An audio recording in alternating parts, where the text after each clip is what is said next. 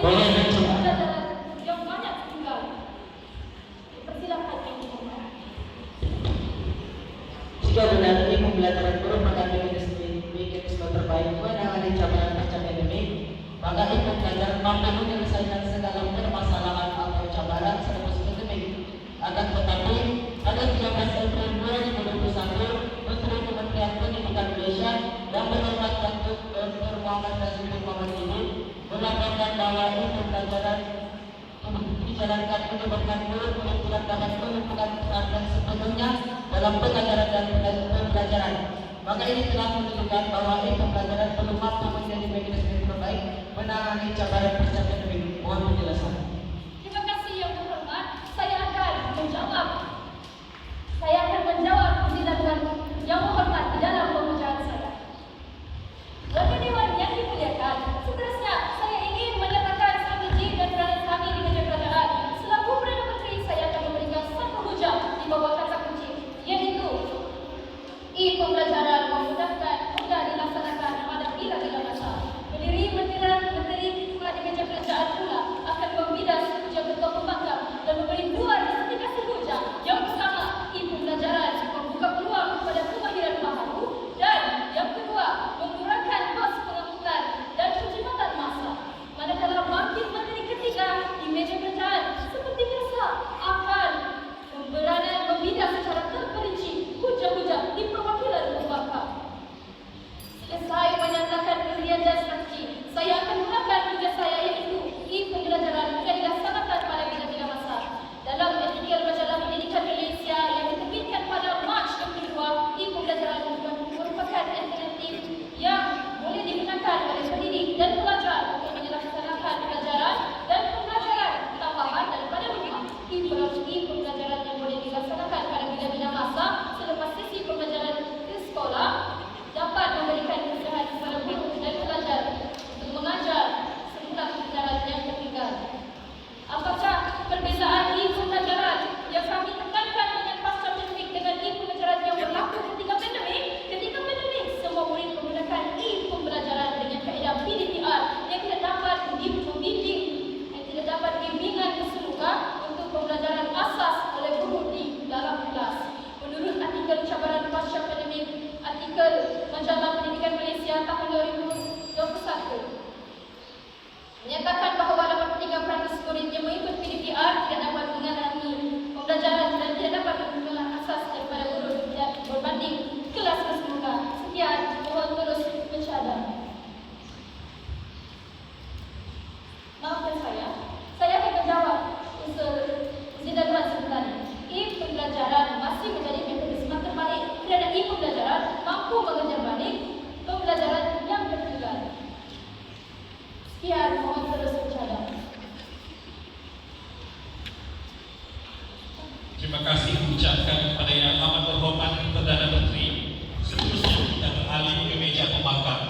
Maka dengan ini saya persilakan Yang Amat Terhormat Ketua Pembangkang untuk memberikan hujan balas.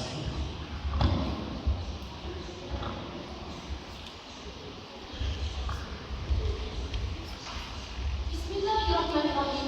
Terima kasih Tuan Yang Ketua, rakan-rakan perwakilan, rakan-rakan Pakatan Pembangkang, sahabat-sahabat utama perwakilan kerajaan, seterusnya ahli-ahli berhormat yang bersidang yang saya muliakan. Sebelum itu, izinkan saya untuk melakukan analisis temakan semula terhadap pendidikan khusus yang telah dibawakan oleh Yang Berhormat Perdana Menteri yang saya sanjungi.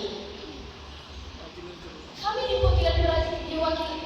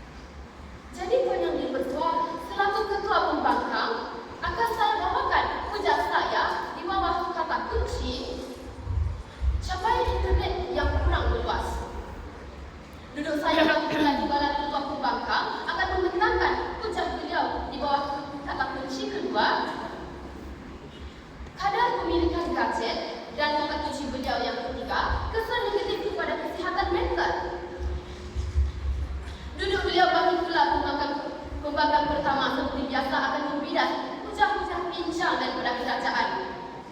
Seterusnya bagi pula Menteri keempat dan kelima kami yang akan melontarkan celahan sepanjang sesi perbahasan.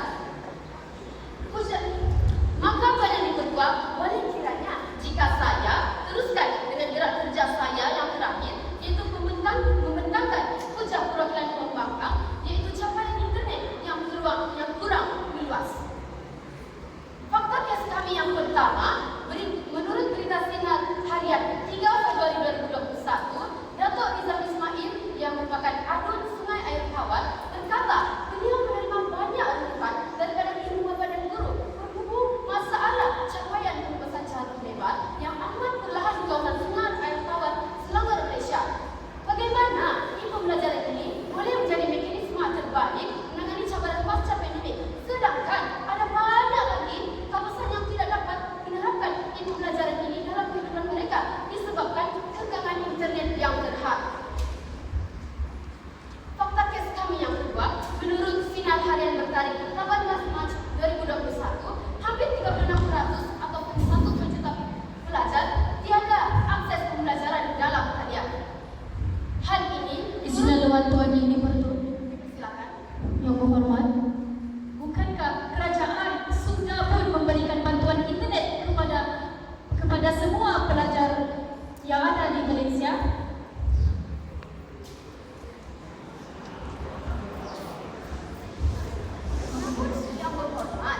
Yang berhormat perlu faham, tidak semua kawasan di Malaysia ini mempunyai capaian internet yang baik.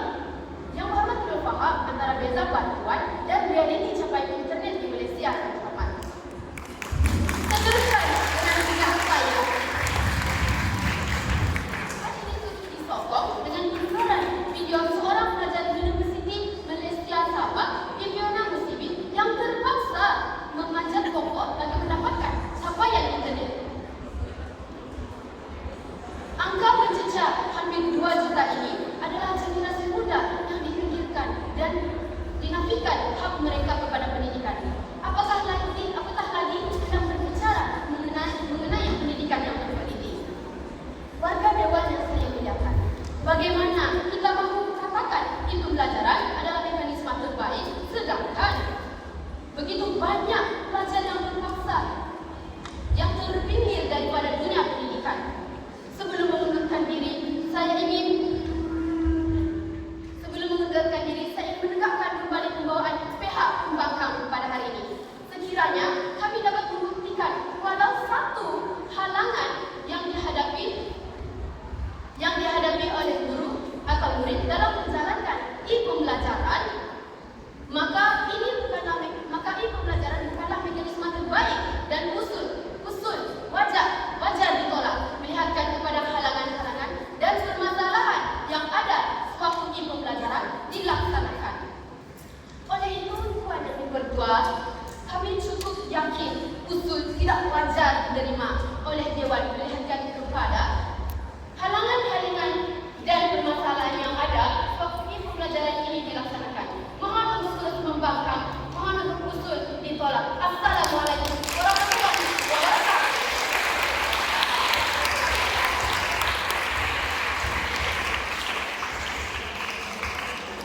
Inilah ucapan balas kepada perwakilannya pembangkang sekretaris tadi. Seterusnya, Dewan mempersilahkan yang amat berhormat Timbalan Perdana Menteri untuk menyampaikan hujah beliau. Dipersilakan.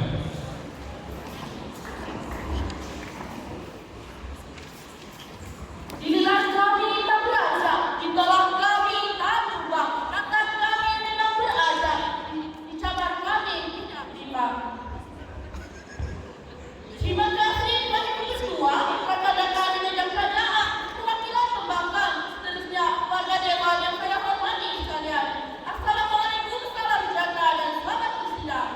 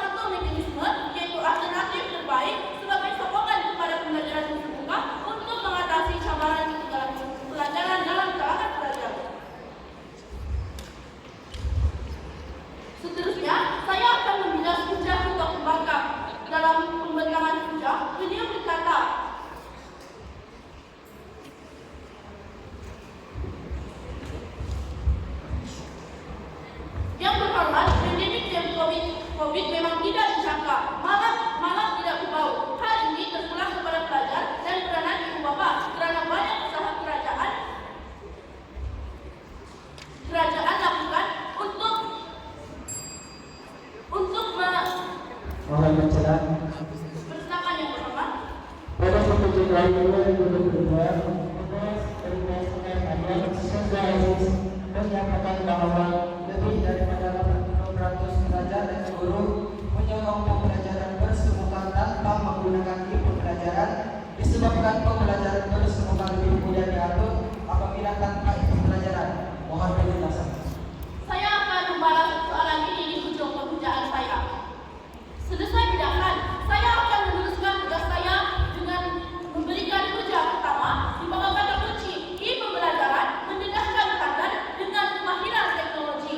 Hadirin yang saya hormati sekalian, dengan adanya kemahiran IT yang baik, pelajar dan pendidik bukan sahaja dapat memenuhi keperluan standar pelajaran tersebut, malah meningkatkan kemahiran dalam bidang teknologi dan karya. Dalam artikel jurnal Pendidikan Indonesia Jilid 2 tahun 2014 bertajuk Kompetensi Pembangunan Pembelajaran Menggunakan Pembelajaran, PDP dalam kalian dijalankan bertujuan untuk merangsang peningkatan kemahiran teknologi maklumat dalam kalangan pelajar dan pendidik. Hasil jabatan kajian tersebut menunjukkan 5 buah sekolah di sekitar Bogor yang menggunakan pembelajaran sebagai pembelajaran sokongan menunjukkan terdapat peningkatan kemahiran teknologi dalam kalangan pelajar seperti keupayaan menghasilkan video yang lebih menarik, keupayaan belajar membuat pembentangan digital dengan lebih menarik, dan keupayaan belajar menggunakan aplikasi pembelajaran dalam kalian seperti Kahoot Learning, Zoom Education, Photomath, dan Edmodo yang bukan sahaja menunjukkan kreativitas murid, bahkan meningkatkan prestasi murid dalam mata pelajaran yang menggunakan pembelajaran sebagai alternatif pelajaran.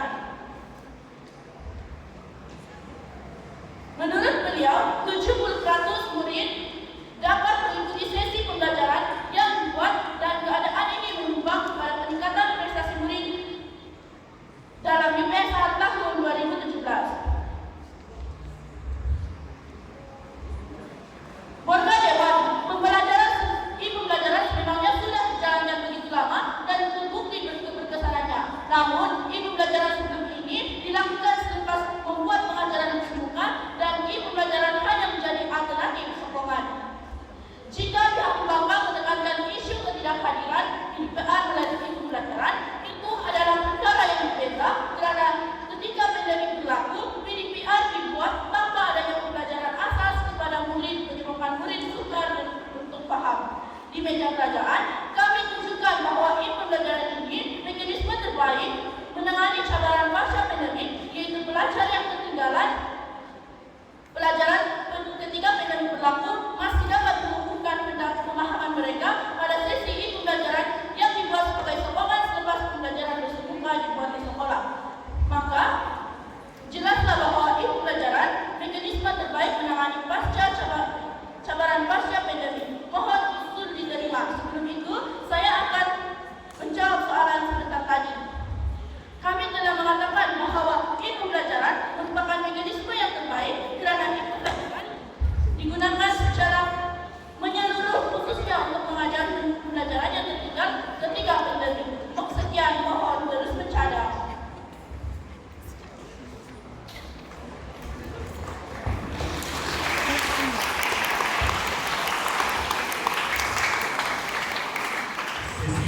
Di pihak kerajaan ini telah berakhir. Seterusnya, Dewan mempersilakan pembangkang kedua untuk meneruskan hujah balas bagi meja pembangkang.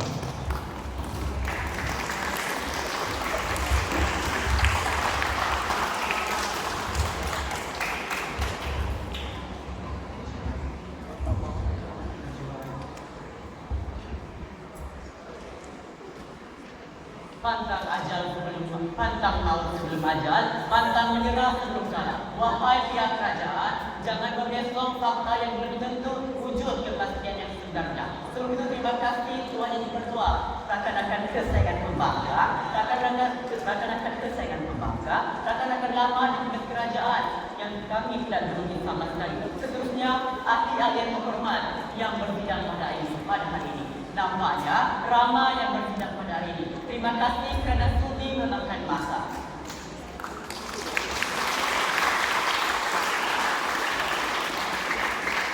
Pembelajaran cabaran pasca pandemik.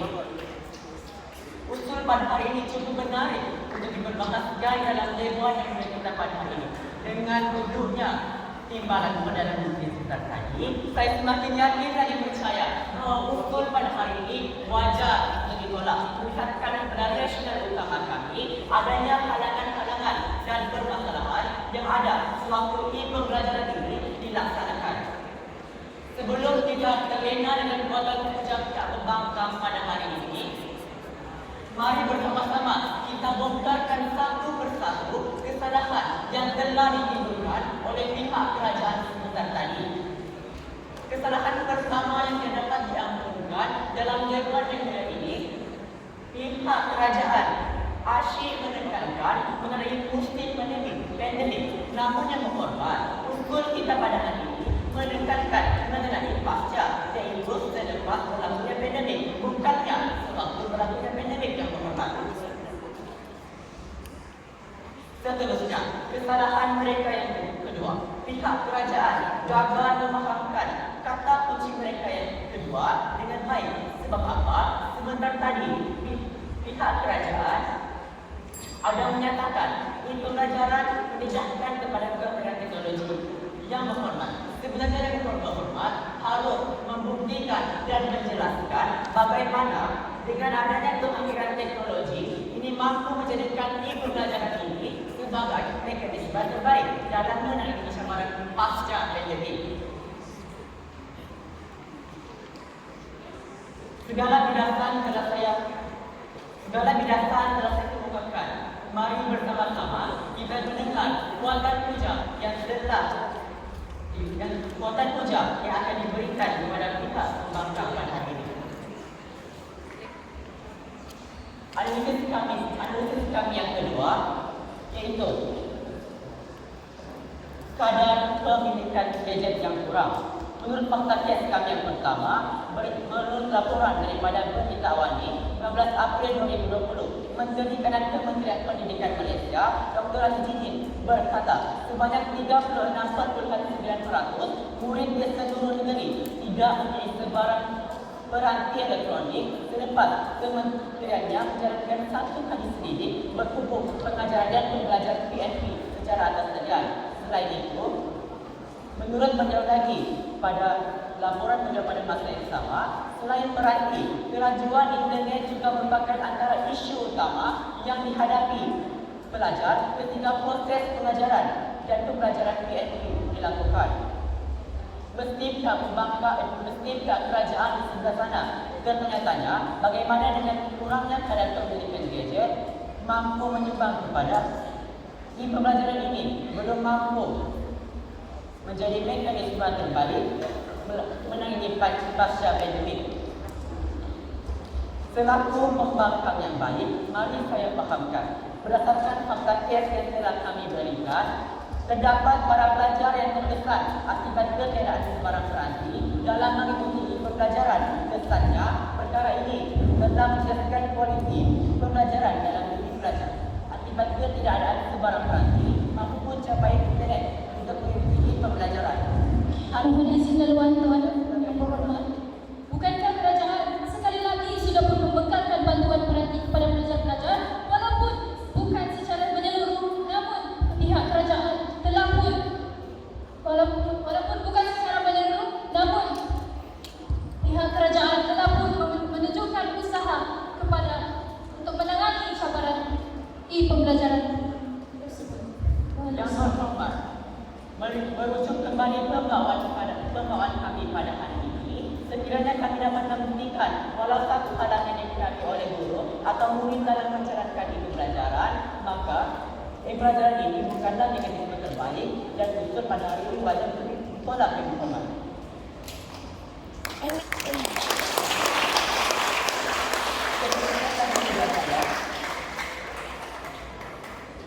Hal ini jelaslah membuktikan bahawa pembelajaran ini bukanlah satu mekanisme terbaik yang boleh diteruskan secara berterusan kepada beberapa pelajar, kerana isu terpilih hanya akan menyusahkan dan bukanlah memudahkan para pelajar untuk meneruskan pembelajaran. Maka terbuktilah di sini pembelajaran ini belum mampu untuk dikategorikan sebagai mekanisme terbaik karena terdapat banyak keburukan-keburukan dan masalah-masalah yang timbul dan tidak dapat diselesaikan oleh para pelajar. Maka di sini kami di pihak pembangkang telah pun berjaya membuktikan bahawa ibu pelajar ini belum mampu menyumbang kepada mekanisme terbaik dalam menangani pasca pandemik. Seterusnya saya akan kuatkan lagi ujian kami di pihak pembangkang dengan analisis tugas kami yang ketiga, iaitu kesan negatif kepada kesihatan mental. Menurut fakta kes kami yang pertama, berdasarkan data dan analisis kesihatan mental yang dikeluarkan oleh Kementerian Kesihatan Malaysia, mendapati terdapat peningkatan dalam kes bunuh diri yang melaporkan pada tahun 2020, iaitu sebanyak 130 kes berbanding 909 kes pada tahun 2019 hingga 2021. Sejumlah 336 kes bunuh diri ini telah dilaporkan sebanyak 15% kes bunuh diri disebabkan oleh ibu pelajaran. Menurut fakta kes kami yang kedua, selain itu, untuk laporan daripada Perdana Harian pada 12 Ogos 2020, lebih daripada 60% pelajar di negara kita mengalami masalah dalam berinteraksi antara sesama manusia dari segi sosial, sekaligus menyumbang kepada keprosesan kepada kesihatan mental para pelajar pada hari ini. Mari saya fahamkan yang pertama. Berdasarkan fakta kes yang telah kami berikan, berlakunya kemerosotan terhadap kesihatan mental kepada para pelajar yang berpunca daripada keadaan itu pelajaran ini. Antara punca utama yang kami buktikan pada hari ini dalam menyumbang kepada kemerosotan kesihatan mental para pelajar adalah kurangnya interaksi sesama manusia dari segi sosial. Dengan kurangnya interaksi sesama manusia dari segi sosial, ia mampu menyumbang kepada kesihatan para pelajar pada hari ini. Maka terbuktilah bahawa ibu pelajar ini bukanlah satu mekanisme yang terbaik yang mampu menyumbang mekanisme terbaik menangani pasca pandemik. Segala gagasan dan hujat telah saya sampaikan. Maka pada hari ini saya memohon untuk usul ditolak dan memohon untuk terus berkembang.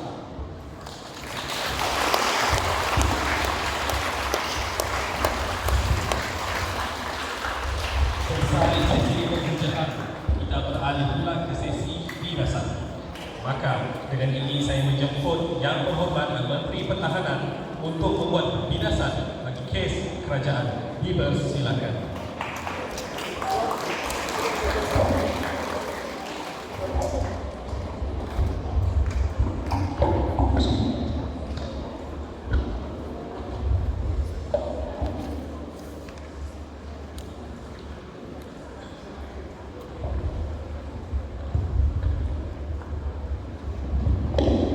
Terima kasih yang dipertua rakan-rakan di meja kerajaan, perwakilan pembangkang, seterusnya warga dewan yang saya kasihi sekalian. Assalamualaikum warahmatullahi wabarakatuh. Salam sejahtera dan selamat bersidang.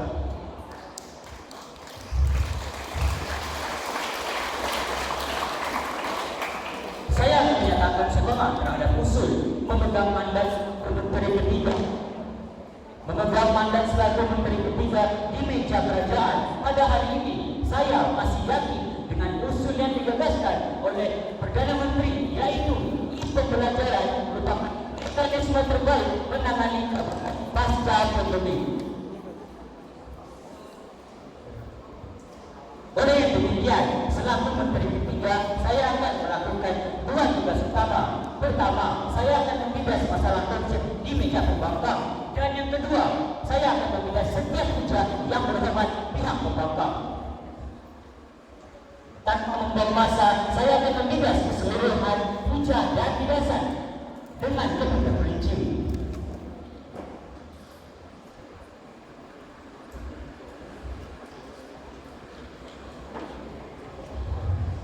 Saya akan mengulangi birasan bermula daripada pembangkang kedua.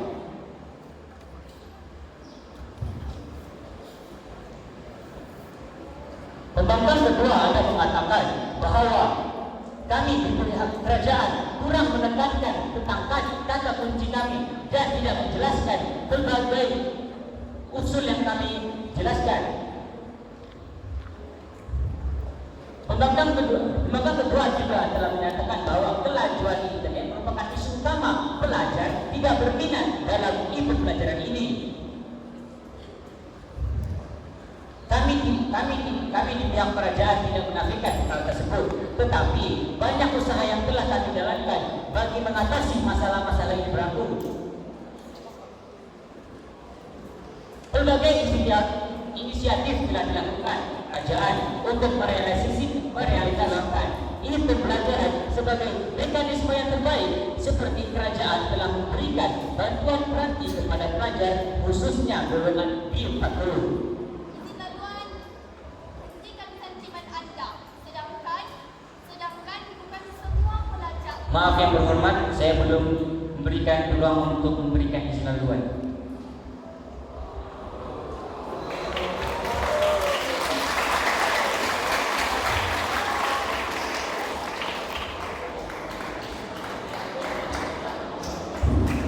Seterusnya, selain daripada masalah yang terjadi, masalah pelajar internet, pembangkang kedua juga telah mengutarakan bahwa pembelajaran merupakan kesan yang negatif kepada kesehatan mental pelajar. Dapat kita ketahui bahwa bukan sahaja peranan kerajaan bagi memastikan pembelajaran dilakukan dengan cara yang positif, tetapi setiap pihak juga memerlukan peranan yang penting. Sebagai contoh, Ibu Bapak juga perlu yang berhormat, dipersilakan yang berhormat. Tahun 2021, Pembawa Berita Astra Awani Khairul Amri mengatakan lebih daripada 70% ibu bapa menolak pembelajaran kerana mereka merasakan seperti guru yang hanya mengambil mudah dengan urusan pelajaran dengan memberikan tugas kepada anak-anak mereka tanpa memberi penerangan. Mohon penjelasan. Inilah yang menjadi usaha kami untuk memajukan pembelajaran sebagai alat pembelajaran terbaik. Dengan adanya pembelajaran ini, pelajar dan guru dapat berinteraksi secara bersemuka walaupun hanya dalam talian. Seperti yang telah dijelaskan di pihak kerajaan, guru-guru melakukan berbagai cara seperti melakukan kelas di aplikasi-aplikasi pembelajaran seperti di dalam Zoom. Dengan ini, pelajar secara tidak langsung dapat berinteraksi bersama guru dan juga membincangkan pelajaran-pelajaran yang akan dipelajari. Seterusnya, pelajar juga perlu berdisiplin dan menjaga kesehatan mereka dengan tidak menggunakan praktik ini secara berlebihan.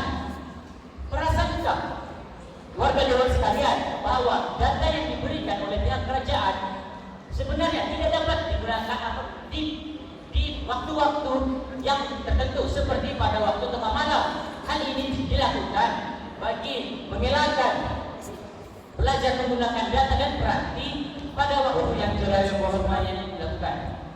Dipersilakan yang berhormat Berita Harian Metro pada 12 Mac 2021 yang berhormat Datuk Seri Dr. Nur Haji binti Ahmad Menteri Pengajian Tinggi mengatakan menurut data simakan analisis kajian mengenai bilangan pelajar yang merasa tertekan akibat pembelajaran di Malaysia, sebanyak 63% pelajar di Malaysia yang mengeluh dan mengaku pembelajaran hanya memberi tekanan mental sehingga mengalami kemurungan.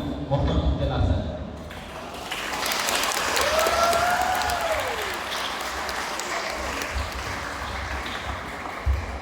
Saya akan menjawab persoalan di akhir penjelasan saya.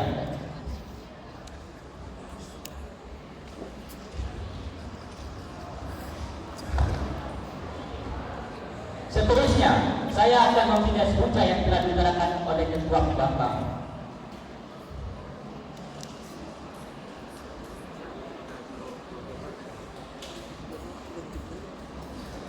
Ketua Pembangkang ada mengatakan bahwa pembawaan yang kami telah utarakan tidak memberikan tujuan yang pasti. Bukankah telah diutarakan oleh Perdana Menteri bahwa tujuan kami membincangkan dan memberikan hujah tentang kasus ini adalah agar pembelajaran menjadi mekanisme terbaik pasca pandemi yang berlaku di negara kita.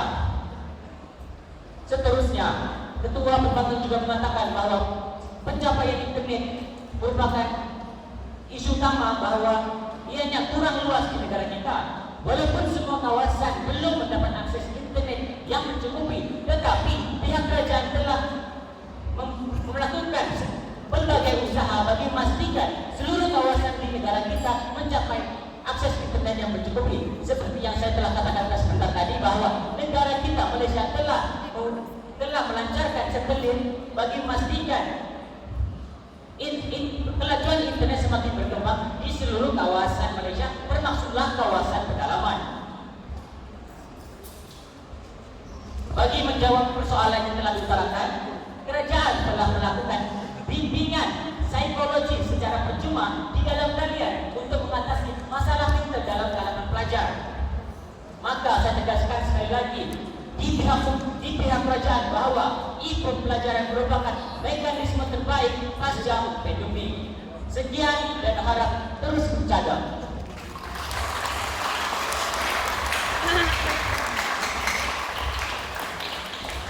Di dasar yang mantap dari pihak kerajaan telah kita dengar. Sekarang kita beralih pula ke bidasar pembangkang ketiga untuk mengukuhkan kes pembangkang dipersilakan.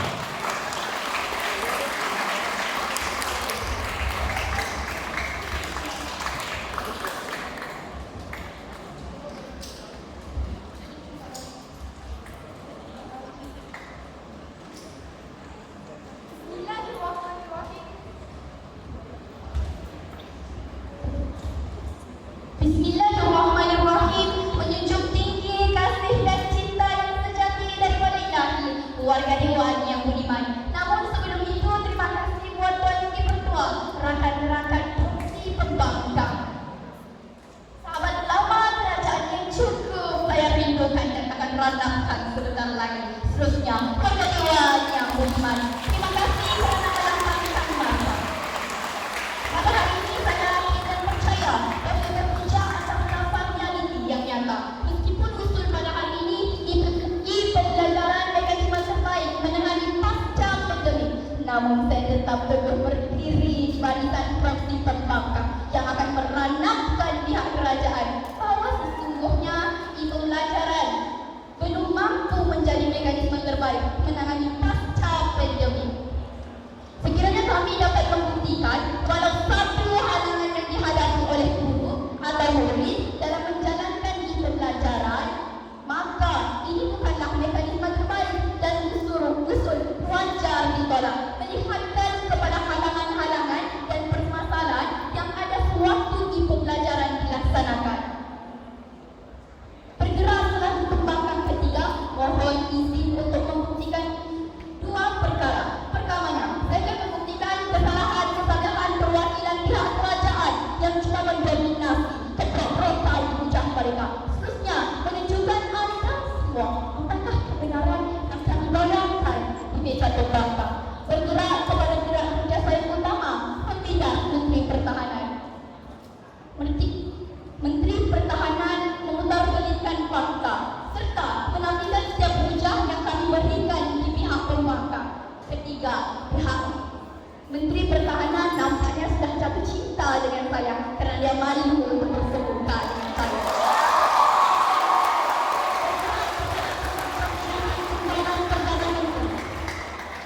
Timbalan Perdana Menteri ada membawakan hujah di bawah kata kunci kurang kos pengangkutan.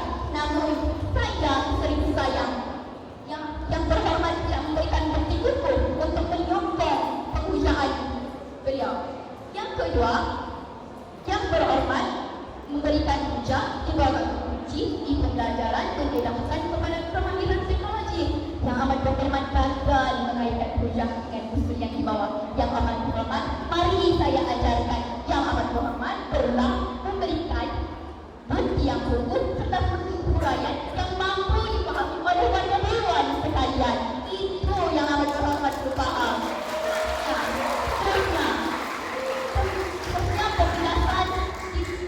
Pembilasan bagi Perdana Menteri.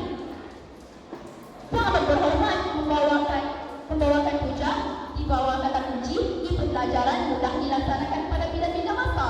Namun yang amat berhormat lupa bahawasanya capaian internet di Malaysia sangat-sangat terhad. Yang amat berhormat peratusan capaian internet adalah